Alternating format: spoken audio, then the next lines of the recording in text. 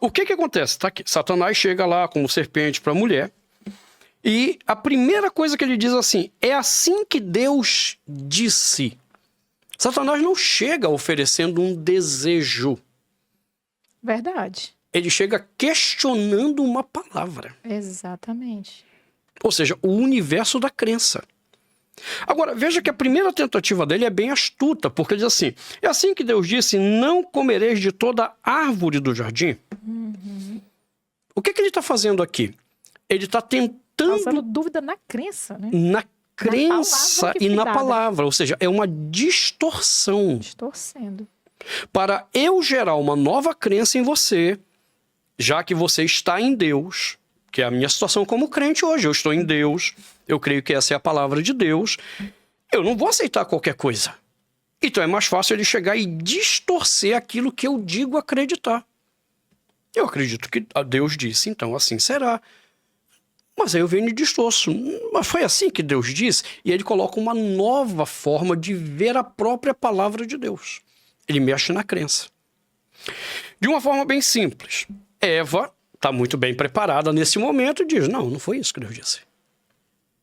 Ou seja, ela não aceita o bombardeio da crença correta que ela tinha. Pausa. Só que hoje muitos crentes não estão preparados nem para saber qual é a crença verdadeira. O evangelho que a gente recebe está tão prostituído que diz assim, mas qual é a crença verdadeira? Verdade. Então, hoje está muito mais fácil a gente ver nos crentes, principalmente, um monte de ídolos operando, porque eles sequer sabem qual é a crença real. Mas vamos lá, Eva não caiu. De primeira ali, né? Não, ela repreendeu ali na hora com palavras a questão da distorção. Aí Satanás vê e pega uma última frase dela, em que ela diz lá no versículo 5, porque Deus sabe que no versículo 4, do fruto da... Eu estou no 2, eu estou meio perdidão aqui, 3, desculpa. 3:2 primeiro, do fruto das árvores do jardim podemos comer, mas do fruto da árvore que está no meio do jardim, disse Deus, ela afirma a crença correta. Dele não comereis, nem tocareis nele, para que não morrais. Ponto. Ela refutou. A dúvida refutou a distorção. Satanás pega a última palavra. Versículo 4, então a serpente disse à mulher, é certo que não morrereis. Ou seja, ela vai numa outra crença. Tá, se não deu certo eu levar você a uma crença pela distorção da palavra de Deus, então eu vou negar essa palavra. Eu vou te dizer que, na verdade, não é isso que está em jogo. E aí ele coloca, porque Deus sabe que no dia em que dele comerdes, se vos abrirão os olhos, e como Deus sereis conhecedores do bem e do mal. Olha o que aconteceu no 5. Satanás propõe uma nova crença, você não vai morrer, e agora ele produz um desejo. Se você ouvir o que eu estou te dizendo, o que você vai descobrir é, primeiro, você vai ser como Deus. Você vai estar em pé de igualdade com Deus. E o que isso significa? Você será conhecedor do bem e do mal. Em outras palavras, ele está provocando agora o desejo. Está aqui uma crença, essa crença vai despertar um desejo em você, porque ele percebeu que o que faltou na primeira tentativa dele foi o quê? Na primeira tentativa não tem desejo, só tem crença. Ah, Deus disse, só tem crença. Quando ele ouve, ele diz assim, tem a questão da morte. Há um desejo de não morrer. Essa crença produz um desejo. Puxa, é tão bom que Deus fez que eu não quero morrer, nem quero saber o que é isso. Já que Adão e Eva nem sabiam que era morte, mas deve ser algo ruim, eu nem quero saber. Está aqui um desejo. Então Satanás chega no segundo momento e diz, então deixa eu te dizer, vocês não vão morrer coisa nenhuma. Crença mudada. Vocês vão ser como Deus, conhecedores do bem e do mal. Desejo provocado. Então veja, o eixo não é o desejo. O eixo é o que eu creio. E o que eu creio tem a ver diretamente com Deus ou o que é contrário a Deus. O pecado, o diabo e o mundo. São 3 fontes de onde a nova crença pode vir. O pecado que agora opera em rejeitar o que Deus diz, é minha natureza. A própria natureza. A própria natureza. O diabo e o mundo que eu estou. Veja, não é exatamente isso que o apóstolo Paulo diz lá em Efésios. Vós estáveis mortos em vossos delitos e pecados. Nos quais andastes outrora, segundo o curso deste mundo, segundo o príncipe das potestades do ar, e segundo o espírito dos filhos da desobediência que opera em vocês. Pecado, carne, mundo e o diabo. São as três fontes de novas crenças e desejos. Ou seja, na produção dos ídolos, fatores externos operarão, sim, para provocar em mim mudanças de crença. Então eu não posso ignorar agora que é fato que os ídolos nascem do meu coração, do espírito de desobediência que opera em mim agora. Mas quem estimula esses ídolos falsos como fonte de satisfação que Deus não pode me dar? Porque o que o diabo está dizendo ali para Eva é o seguinte: olha, tá vendo como Deus não é tão bom? Ele não quer que vocês sejam como ele. Vocês estão vendo como Deus não é tão bom? Ele não quer que vocês sejam conhecedores do bem e do mal. Você está vendo como Deus não é tão bom? Ele quer que você faça sexo só com uma mulher depois do casamento. Depois do casamento. Ele não é tão bom. Por que você não pode fazer sexo com várias mulheres? Ou como disse a Hebe uma vez no programa dela, depois é só lavar, tá tudo limpo mesmo. O que tem de mais? Você percebe? Sim. Os fatores externos começam a operar para provocar em mim o desejo. Porque a crença já foi abalada. Crença abalada, fatores externos começam a provocar o desejo. Só que ao provocar o desejo, ele tem que me direcionar a alguém onde eu vou satisfazer. Já que Deus não é confiável para me satisfazer, quem me satisfará agora que eu estou entendendo que essa crença em Deus não é tão legal? Aí o diabo faz isso. Olha agora o que é que acontece no versículo 6. Tendo mexido na crença, tendo provocado um novo desejo, agora o versículo 6 diz assim: vendo a mulher que a árvore era boa para se comer, agradável aos olhos e árvore desejável para dar entendimento, tomou-lhe do fruto e comeu. E, vou corrigir aqui a tradução, esticando o braço ao marido, porque é isso que nós temos em hebraico, não é deu também ao marido. O que mostra que Adão estava do lado. Consentindo, né? Ele consentiu com a queda da mulher dele. É por isso que ele é triplamente amaldiçoado no capítulo 3. Ele recebe uma carga de maldição 3 vezes mais que Eva. No programa de biblista, né, o pastor Anderson está aqui com a gente, é aluno lá do programa, eu mostrei para eles lá, Deus usa 16 palavras para amaldiçoar Eva. 48, exatamente 3 vezes mais para amaldiçoar Adão. Porque ele não protegeu a mulher dele, porque ele se fez omisso, então, nesse caso, e porque ele também gostou do ídolo que estava nascendo. Agora, vamos voltar aqui ao 6. O que é que fez, então... O que é que foi apresentado como ídolo para ela depois que Satanás mexe na crença e no desejo? Veja, aquela árvore... Puxa vida, eles já tinham passado quantas vezes por ela? Pois é. Inúmeras, né? Com certeza. Uma outra coisa... Não tinha despertado. Ele não tinha despertado nada. Até porque, Jana, não tinha que despertar mesmo nada pelo seguinte... Deus não... firme em Cristo, em Deus ali. Mais do que isso. É um detalhe do texto que as pessoas não percebem. Deus não proibiu comer uma fruta. Deus proibiu comer a fruta da árvore do meio do jardim. Exatamente. Então, veja, de uma forma bem simples, a Igreja Católica, por causa da palavra latina, acho que é malo, se não me falha a memória, que em português é maçã, de onde vem mal, então se associou por causa do latim, malo, e aí a palavra latina para maçã é muito parecida, eu não lembro agora, latim não é minha praia, mas eu lembro do estudo que eu li uma vez sobre isso. A Igreja Católica associou com a maçã, só para dar uma ideia para as pessoas. Não é que a Igreja Católica defenda que Adão e Eva comeram maçã, há um imaginário doido na cabeça do pessoal sobre isso. Mas ficou uma figura. Aí eu não sou fã de maçã. Então eu digo, pessoal, gente, para mim o que tinha lá no meio do jardim era uma jaca. Foi uma jaqueira lá. Para outro do Cumã, para outro... Não, ok, né? E aí, no jardim tinham várias jaqueiras. Ou macieiras, se você preferir. Deus não tinha proibido eles de comerem uma maçã, de comer uma jaca. Mas aquela jaca da árvore do meio, não. Era isso que estava em jogo.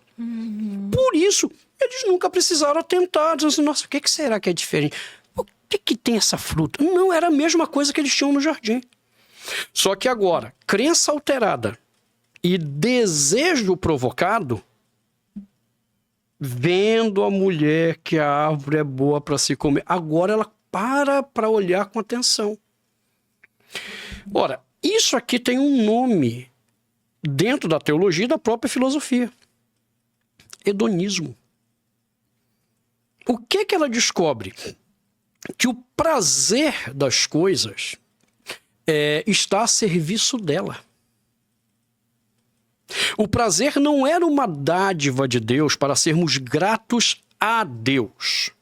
O prazer é um servo agora que existe para mim. Então, quem é o Deus que vai me dar esse prazer? Aqui, nesse caso especificamente, é aquela fruta que, mesmo eu tendo ela em outros lugares do jardim, o fato de ter me proibido... Assim, por que eu não posso ter esse prazer? Então vem o hedonismo. É o primeiro eixo de onde os meus desejos vão criar seus deuses. Eu quero me satisfazer de alguma forma. E aí vem a questão, eu quero me satisfazer com o quê? Alguns querem se satisfazer no sexo. Outros querem se satisfazer na comida. E aí nós temos a comida é uma idolatria. Outros querem se satisfazer na droga, no álcool. E aí o álcool bem variado tem prazer para tudo que é gosto. Álcool amargo, como cerveja, álcool doce, como uma caipirinha, uma caipirosca. Tem prazer de tudo que é tipo. Então, o meu desejo me leva à busca de um prazer. E esse prazer vai levantar o Deus que atenda aquilo que está no meu coração. Esse aqui é o primeiro eixo. Qual é o segundo eixo? O texto diz assim, não era apenas que a árvore era boa para se comer, ela era agradável aos olhos. Há pessoas que não estão presas à ideia do prazer. Não têm dificuldade, por exemplo, de serem fiéis à sua esposa. Porque o sexo não é uma coisa que, não, eu estou satisfeito. Há pessoas que não têm problema com a comida, porque o prazer não é o eixo dela. Mas agora o texto está dizendo, há um segundo eixo em que o desejo vai gerar seus deuses. E essa está muito em voga hoje, que é a estética ambiciosa. É contemplar, é ver o belo, não para glorificar a Deus, não para ser grato a Deus pelo belo, porque Deus fez todas as coisas belas para que ele fosse revelado na beleza. Não, agora eu quero tomar o belo para mim. É como se eu tivesse o direito de ter o belo. Eu não estou falando aquele cantor horroroso, obviamente, que até hoje eu não entendo porque é que chama de belo aquele cara, mas tem gosto para tudo, né?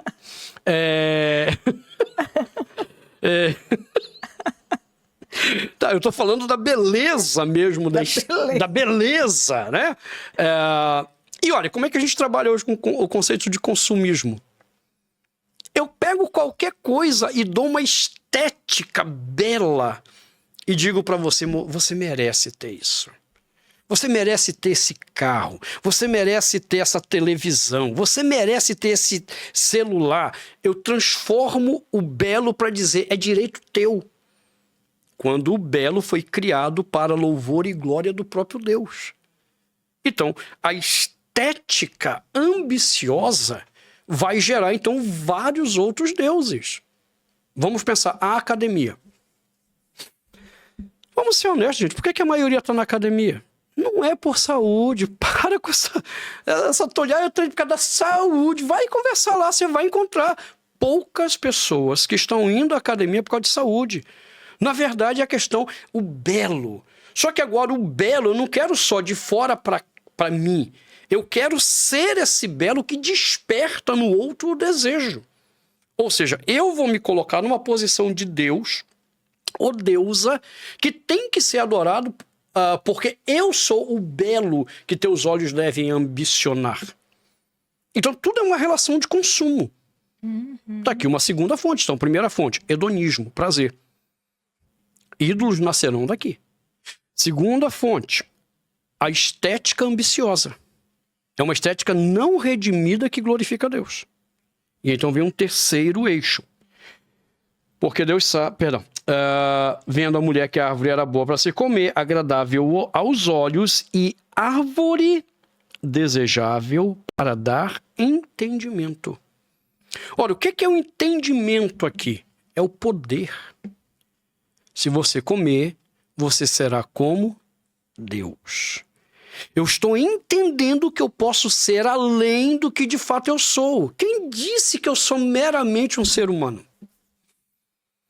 Quem disse que eu tenho que me limitar aos dons que Deus me deu? Eu posso extrapolar meus dons, eu posso ser o que eu quiser. E veja que essa mentalidade produtiva ou produtora de deuses ganha muita força no final da década de 70, com a autoestima. A autoestima nada mais é do que uma doutrina diabólica que quer me fazer acreditar que eu sou o que eu não sou.